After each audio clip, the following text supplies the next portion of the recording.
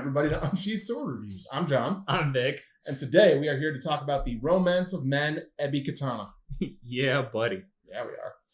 We did not pay for this katana, it's worth mentioning. It was generously gifted to us by Henry at Romance of Men Katanas in exchange for an honest review. So we are going to treat this as though we spent our own money on it, but we did not actually spend our own money on it.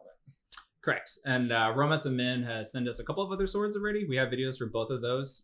Looking forward to this one because it's a little bit improved in terms of price tier, a little bit higher up there. So yeah, it's a higher price tier. Those other ones we had were in the $200 price range, I believe. They were both under $200. They were $155 and $180, I think, respectively. And by the time we got them shipped and everything. Yeah. So this is $350 US.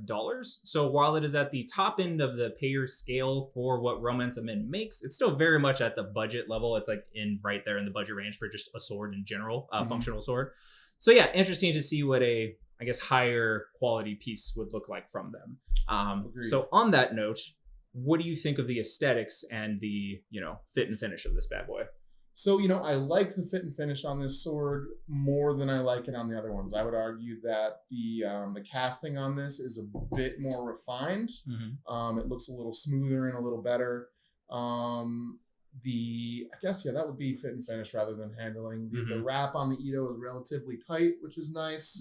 The ray skin underneath is actual real ray skin, so that leads to a more quality appearing fit and finish. And so I think aesthetically what they're going for here is a relatively low price katana that looks like it punches outside of its weight class.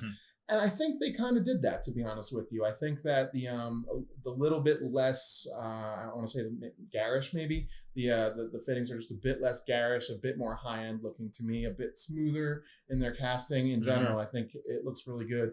I think that the blade is also really pretty. I think that is where this piece really shines. I think that it looks like a much higher end blade than I think that the handle and the castings on the Suba and all that look would be my opinion. Yeah, I agree with pretty much everything you said. This piece feels like a higher quality sword than the other two, and it should. It's over twice the price of those. But I agree with everything you said, and the aesthetics of it has a lobster kind of shrimp theme going on. They kind of call it the shrimp katana or the lobster katana, but a lot of the fittings look like shrimp. I'm not a freaking marine biologist, so what do I know? But I will say most of the castings do look a lot crisper and a lot better than the less expensive katana that we reviewed from them. And the theme of the sword, the whole lobster motif, if you like that, then I think you would enjoy how this looks. You're right. I think that the Ito wrap is pretty tight. You can move the diamonds a little bit if you try, but again, it's real silk too, which is nice. Real silk, which is nice. Like you said, it's real ray skin. So I think it's a very attractive hilt. But you're right, the blade's gorgeous. I really, really like the blade. The Hamon, which is a real Hamon, kind of almost looks like flames or waves or something like that. We'll show close-ups of it, but I think this is a really attractive sword. So, and just so you folks know, Ebi actually is the lobster. That's what that word means, and it's a symbol of prosperity, good luck, strength, all sorts of things in Japanese mythology. So that's why that's why they have the little charms here and everything in that shape. It's to bring prosperity and good luck. Yeah. So that's really cool. It also has a pretty neat scabbard, which through the magic of editing will make appear now. But okay. So it's a pretty nice scabbard. The wrapping here is pretty tight. It draws relatively easily, though not as smooth as I think the less expensive ones do. It's a little bit of a tighter fit, but I suppose that's pretty good if that's what you want. It looks nice. Again, the red color is supposed to represent the color of the lobster and all that. They do have a newer saya available that you can get that is way more detailed, has waves on it and stuff. We'll show pictures of it. That looks pretty cool. It's an option that you can get, and it's blue. It's blue, yeah. I'd probably go with that one myself personally, but this isn't bad at all. I think as a package, it looks really nice for the price. Agreed. For myself, I would prefer something that doesn't have a splatter pattern on it like this. To me, that just takes it in the direction of being a little bit more kind of mall ninja-y, I think. I would prefer a solid color or something more subdued than this, but it's quality. It feels like a pretty good quality saya. So yeah, definitely. Yeah, no, I think it's a good package overall. And one thing that we should probably mention, we normally review, medieval European swords, some Chinese swords and stuff like that. The katana market, as most of you are probably aware, is really, really flooded. You have a lot of options, and especially moving up to the $350, $400-ish price point, there's a bunch of options from a lot of really, really good companies out there. But I think so far, and just in terms of the fit and finish and all that, this is pretty good for the price. So. Agreed. No, I agree with that.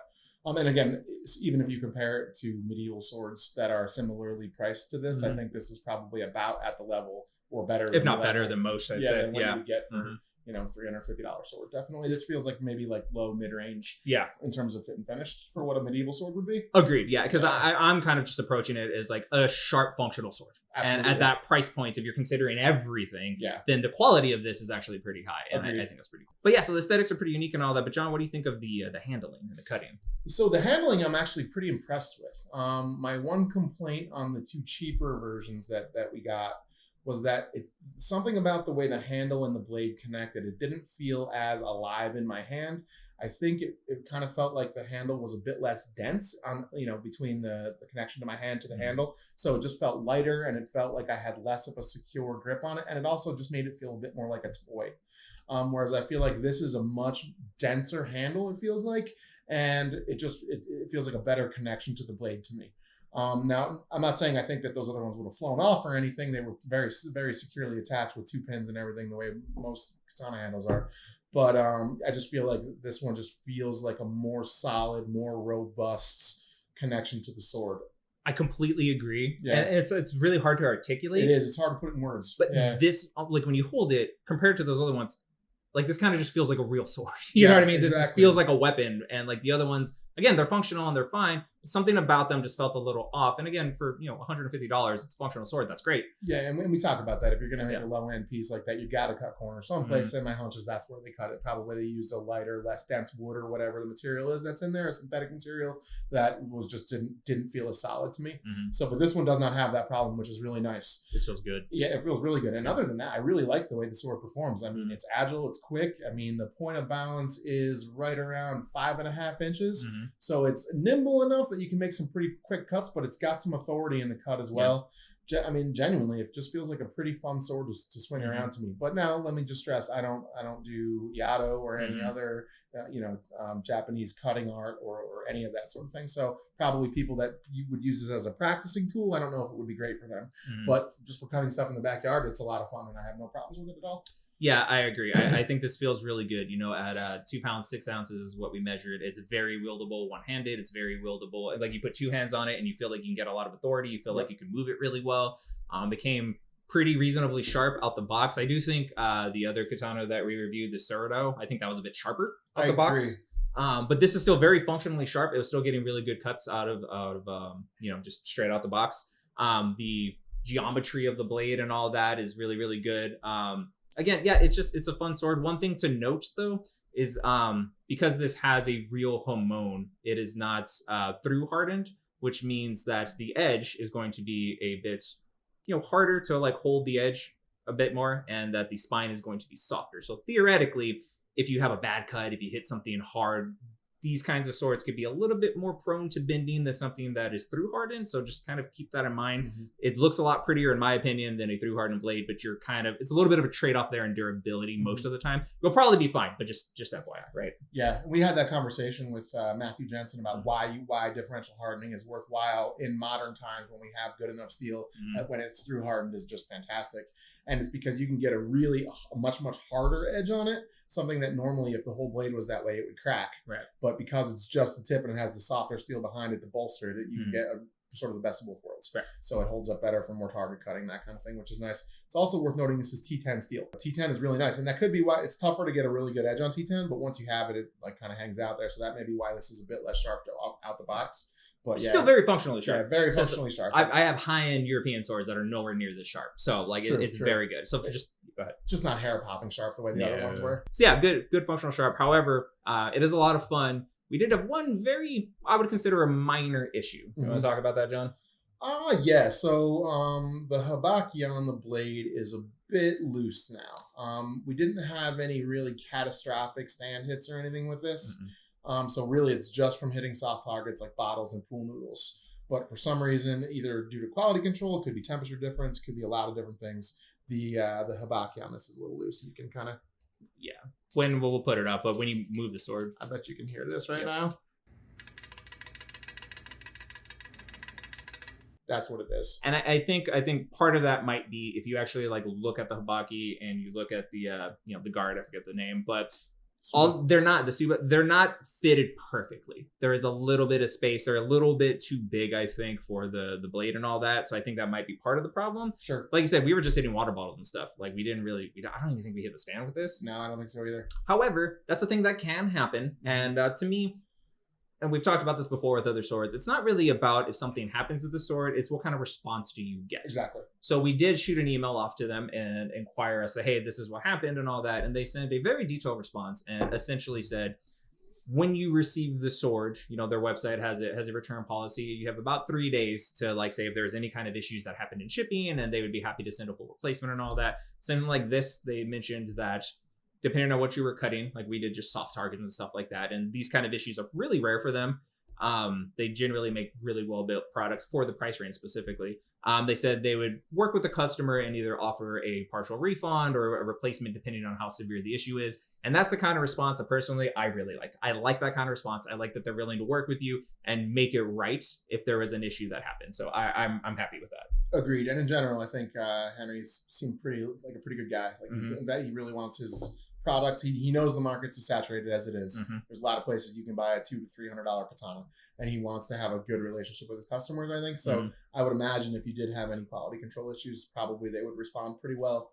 And honestly, I think it's just a matter of like probably the handle shrunk a little bit due to temperature change, the wood under the ray skin or something like that. It definitely doesn't feel like it was poorly built. It just feels like these things just happen sometimes. They happen sometimes. I mean, dude, the wood on my Ansbach, my $1,300 sword, that has changed, and there's slight movement in it when you handle the sword. Like that's just a thing that can happen, right? We talked about that with my kukri also from Kayla's Players. So it can happen, but I appreciate the response. The response was exactly what I was hoping for, and that's fantastic.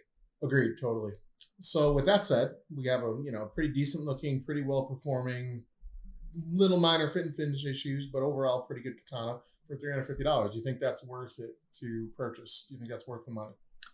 Overall, I do. Whether or not this sword is for you, I think is going to depend obviously on how much you like the whole lobster theme.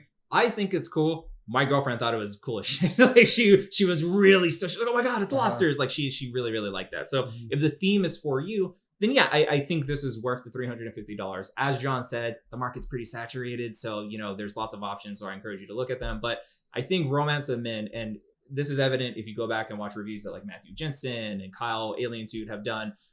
They're really willing to take feedback, and based on the older review samples that like Kyle has gotten, they do seem like they're getting better in taking that feedback. And again, that's the thing that endears me to a company very, very quickly, right? 1,000%. So absolutely. Yes, I do think this is worth $350. There's a lot out there, but if you're in that price range and looking for a katana, check out Romances of Men website. These fittings and stuff like that are also available on their custom katana builder that they have. We built a custom katana. You can check that video out. And those fittings were a little bit more tacky, I think. These are better though. So if you can get these, I think that you would appreciate that price point better. So yeah, as far as do I think it's worth $350? To me, I'm going to say no, because I'm not a katana person. I already have a decent katana. What was the other one you got? Like $500 or so, $550, something like that. So I have probably all the katana that I'll ever need in my life.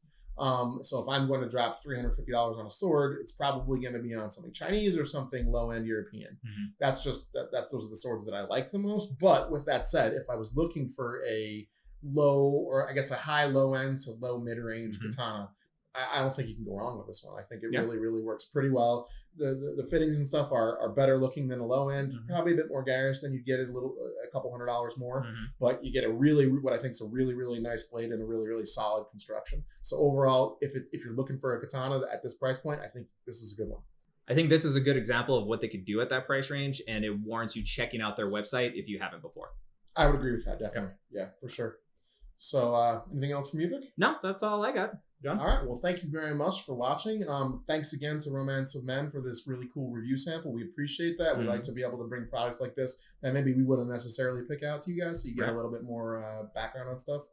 And be sure to like and subscribe. And we've also got some other fun videos coming up, including a compare and contrast between two Italian longswords made by Cold Steel.